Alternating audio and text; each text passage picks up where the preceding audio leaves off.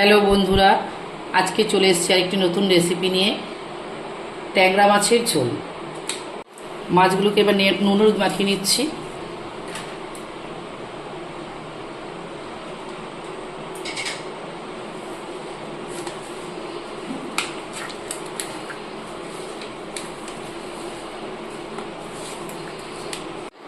মাছে আমার নুন হলুদ মাখানো হয়ে গেছে, এবার আমি ভেজে নেব।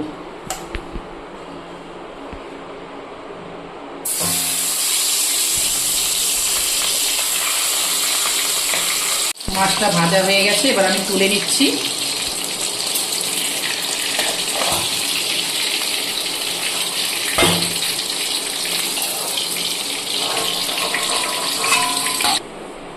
এইভাবে সব মাছগুলো এখন ভেজে নেব।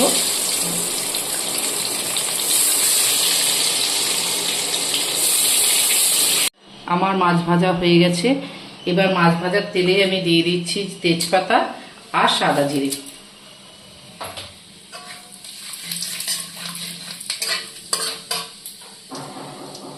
দিয়ে দেবো কেটে রাখা আলুগুলো।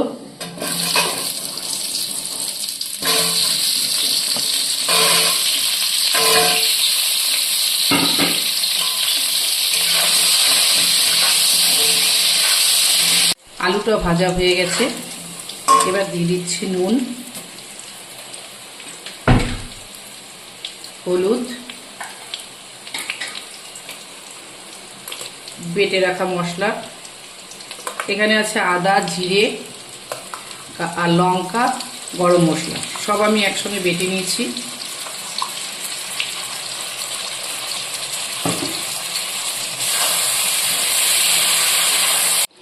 মশলাটা প্রায় কষানো হয়ে গেছে, আর একটু কষিয়ে নেব।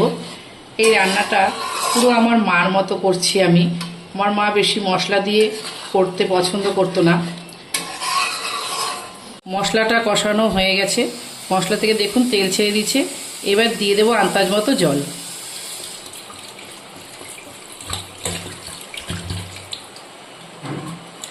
খুব সুন্দর একটা গন্ধ ছেড়েছে।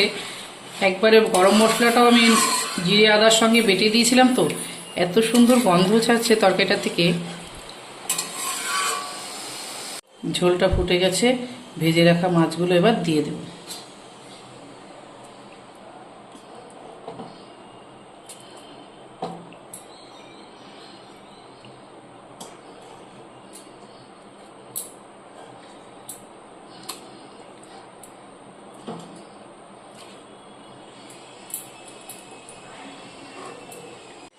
মাছের ঝোলটা হয়ে গেছে, এবার দিয়ে দেবো ধনেপাতা।